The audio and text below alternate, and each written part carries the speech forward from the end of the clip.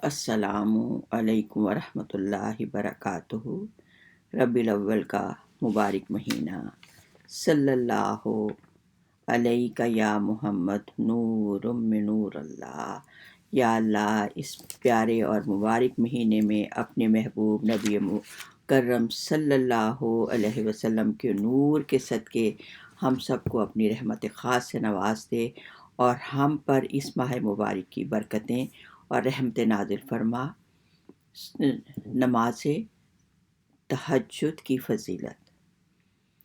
نبی مکرم صلی اللہ علیہ وسلم کی محبوب اور سب سے لاڈلی نماز، وہ نماز جو اپنی ہر بات اللہ کی بارگاہ میں منوا لیتی ہے۔ تمام انبیاء کرام علیہ الصلاۃ والسلام، تمام صحابہ کرام رضی اللہ تعالیٰ عنہ، تمام تابعین، تمام ولی اللہ، اولیاء اللہ، تمام لوگ زراعت، تجارت، صنعت، حرفت وغیرہ تمام پیشے جو تھے وہ اختیار کیے ہوئے تھے، اور سب رزق معاش کے لیے کام کرتے تھے، لیکن ان کے دل ہمیشہ اللہ تعالیٰ کی محبت اور الفت میں سرشار رہتے تھے، اور کسی وقت بھی وہ اللہ کی یاد سے غافل نہ ہوتے تھے۔ ایسے ہی لوگوں کے بارے میں قرآن پاک میں سورۃ الفرقان کی آیت میں اللہ تعالیٰ نے ارشاد فرمایا ہے، یہ وہ لوگ ہیں جنہیں کوئی تجارت یا کوئی خرید و فروخت یا دنیا کا کوئی کام اللہ کی یاد سے غافل نہیں کرتا، نہ نماز روکنے سے، قائم کرنے سے، اور نہ زکوٰۃ دینے سے۔ وہ ہر حال میں، ہر وقت اپنے دل کو اللہ کی یاد سے آباد رکھتے ہیں۔ یہی وہ لوگ ہیں جو رات جیسے پرسکون وقت میں راحت و آرام کے بجائے اپنے محبوب حقیقی کے سامنے عبادت اور بندگی کے لیے کھڑے ہو جاتے ہیں۔ اللہ تعالیٰ نے اپنے انہی لوگوں کو اپنا محسن اور متقی قرار دیا گیا، اور مختلف انداز سے ان کا ذکر کیا گیا ہے، اور سورۃ سجدہ کی آیت ہے، تتجافی جنوبہم عن المضاجع، کہ وہ اپنے پہلو اپنے مضاجع، اپنے آرام کی جگہ سے الگ کرتے ہیں۔ یعنی تتجافی، جفا کا مطلب ہوتا ہے بے وفائی کرنا، یعنی اپنے جسم سے بے وفائی کرتے ہیں، اپنے بستر کو چھوڑتے ہیں، اپنے بستر سے بے وفائی کرتے ہیں۔ کس لیے؟ اپنے اللہ سے، اپنے اللہ کی وفا کے لیے، اپنے اللہ کی یاد کے لیے، کہ اب یہ مجھے وقت سکون کا ملا ہے تو میں اپنے رب کے حضور کھڑے ہو کر اللہ کی عظمت و بزرگی جو ہے وہ کا ذکر کروں، اور وَيَدْعُونَ رَبَّهُمْ خَوْفًا وَطَمَعًا، اور اللہ کو پکارتے ہیں خوف کے ساتھ کہ اللہ جو مجھ سے گناہ ہو گئے تو ان کو معاف کر دے، اور اس امید کے ساتھ کہ اللہ مجھے اپنا قرب عطا فرما، میں تیری محبت چاہتا ہوں، تیرے محبوب کی محبت چاہتا ہوں۔ تو اللہ فخر سے ان لوگوں کا ذکر کرتا ہے کہ یہ میرے وہ لوگ ہیں جو مجھے اپنی آرام گاہوں سے الگ ہو کر میرے لیے کھڑے ہوتے ہیں۔ تو اور پھر اللہ نے ان کی تعریف، ان کا ذکر کیا فخر کے ساتھ فرشتوں کے ساتھ، اور پوچھا کہ یہ مجھ سے کیا مانگتے ہیں۔ اللہ کو تو معلوم ہے کہ بندے کس لیے کھڑے ہو، لیکن پھر بھی اپنے بندے کی عظمت بتانے کے لیے فرشتوں کو کہ یہ وہ میرے بندے ہیں جو مجھ سے مغفرت طلب کرتے ہیں اور میری محبت چاہتے ہیں۔ اور ایک دوسری جگہ پہ ارشاد فرمایا، یہ وہ رات کے وقت کم سوتے ہیں اور سحری کے اوقات میں استغفار کرتے ہیں۔ رحمان کے بندے وہ ہیں جو راتیں اس طرح گزارتے ہیں کہ پروردگار کے آگے کبھی قیام میں کھڑے ہوتے ہیں اور کبھی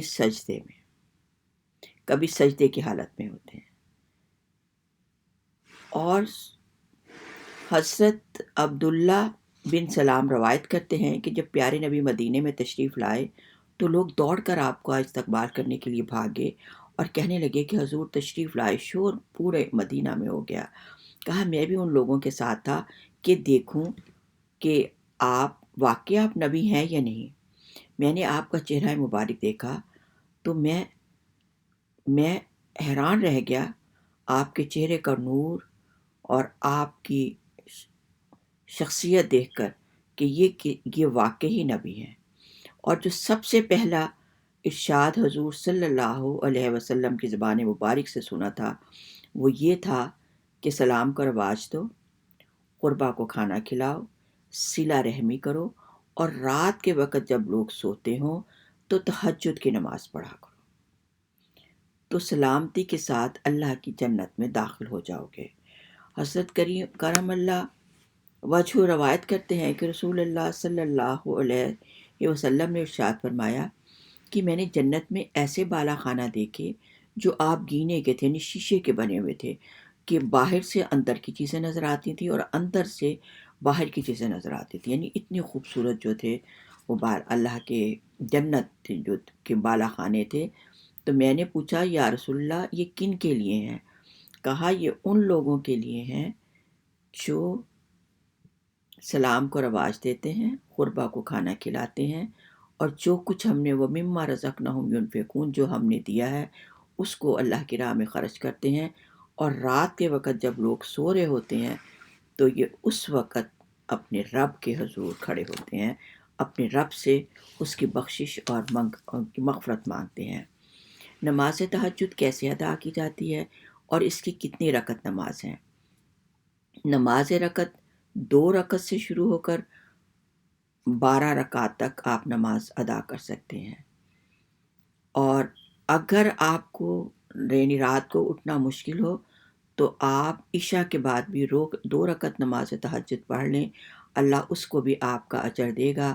اور آپ نے اللہ تو صرف نیتیں دیکھتا ہے آپ کی کہ آپ نے کس نیت کے ساتھ اپنے رب کو یاد کرنے کا عہد کیا. آپ نے دعا کی اور آپ نے نماز دعا کر کے آپ سو گئے کہ اللہ مجھے تہجد کی نماز پڑھنے کی توفیق دے، اور آپ صبح کو جب آپ اٹھے تو صبح کی اذان کا وقت تھا، تو اللہ نے آپ کو تہجد کی نماز کا ثواب دے دیا کہ یہ نیت تو تہجد کی کر کے سویا تھا، اور نیند جو تھا یہ اللہ کی طرف سے اوور، یعنی آپ کو انعام تھا آپ کا. تو اور اللہ تو اتنا پسند کرتا ہے اپنے بندوں سے، اتنا چاہتا ہے اپنے بندوں کو، کہ ایک مشرک بت پرست تھا جو اپنے بتوں کو یا سنم کہہ کے 70 سال سے اس بت کی عبادت کرتا تھا. تو ایک دن غلطی سے اس کی زبان پھسل گئی اور اس نے یا سنم کے بجائے یا سمد کا ورد کرتا رہا. اللہ نے فوراً جواب دیا لبیک یا عبدی، کہ اے میرے بندے میں حاضر ہوں. اور رشتے کہنے لگے اللہ یہ تو مشرک ہے، کافر ہے، یہ تجھے مانتا ہی نہیں، 70 سال سے اپنے بت کی پوجا کر رہا ہے، آج غلطی سے اس کے منہ سے نکل گیا. اللہ نے کہا میں تو کب سے اس کا منتظر تھا کہ کب مجھے بھی اپنے بت کی طرح مجھے بھی ایسی ہی پکارے. آج اس نے جو غلطی سے کہا لیکن اس نے مجھے پکارا تو یا سمت کہہ کر. تو ہم جو اپنے اللہ کو لا الہ الا اللہ کا اقرار کرنے والے، زبان سے کہنے والے، دل سے یقین رکھنے والے، اس کے محبوب نبی مکرم صلی اللہ علیہ وسلم سے محبت کرنے والا، تو اللہ ہم سے کیوں نہیں محبت کرے گا. اور یہ وہ نماز ہے جو اللہ تعالیٰ نے اپنے خود اللہ کہتا ہے کہ میں رات کے آخری حصے پر ہر روز، یعنی ہم سمجھتے ہیں نا کہ رمضان کے مہینے میں یا خاص دن ہے ان میں، ہر روز اللہ تعالیٰ اول آسمان پہ آتا ہے اور اپنے بندوں سے دعا کرتا ہے کہ کون ہے جو مجھ سے بخشش مانگے اور کون ہے جو مجھ سے مانگے میں اس کی ہر دعا قبول کروں گا. تو جب اللہ خود کہہ رہا ہے تو پھر کیوں نہیں، یہ وہ لاڈلی نماز ہے جو اللہ سے آپ کی ہر بات منوا لیتی ہے. یہ ایک مخصوص عبادت ہے جس میں صرف محبت ہی محبت ہے. جب بندہ رات کے آخری پہر میں اتنی محبت کے ساتھ، عاجزی کے ساتھ رب کریم کے آگے جھک جاؤ گے تو وہ کیسے نہیں سنے گا، یقیناً وہ سنے گا اور عطا بھی کرے گا. انشاءاللہ وہ تمہیں تمہارے گمان سے بڑھ کے دے گا. اتنی محبت کے ساتھ اس کے آگے سجدہ کرو گے تو وہ تم کو تھام لے گا. جان رکھو جس کو رب تھام لیتا ہے وہ گرا نہیں کرتے، نہ کسی کی نظروں میں اور نہ کسی کے قدموں میں. ان کے لیے دنیا بھی اچھی ہو جاتی ہے اور ان کے لیے آخرت بھی، کیونکہ ان کے ساتھ خالق کائنات ہے. جس کو رب مل جائے اور اس کے رب کی رضا مل جائے تو اللہ ان کے دلوں کو اپنی محبت سے بھر دیتا ہے. اللہ رب العزت سے دعا کرتے ہیں اللہ ہمیں اپنے اور اپنے محبوب کی محبت عطا اپنے محبوب صلی اللہ علیہ وسلم کی محبت عطا کرے، اور ان لوگوں کی محبت عطا کرے جو اللہ کے محبوب نبی مکرم صلی اللہ علیہ وسلم سے محبت کرتے ہیں۔ قرآن پاک میں ذکر اللہ ذکر مصطفیٰ نہیں، ذکر مصطفیٰ اللہ کا ذکر ہے۔ تو اللہ تعالی ہم سب کو اللہ کا ذکر کرنے کی توفیق عطا فرمائے، اور اپنے نبی کی محبت اور ان کی سنت پر عمل کرنے کی توفیق فرمائے۔ ربنا تقبل منا انک انت السمیع العلیم، بحق محمد صلی اللہ علیہ وسلم، صلی اللہ علیہ یا محمد، نور من نور اللہ۔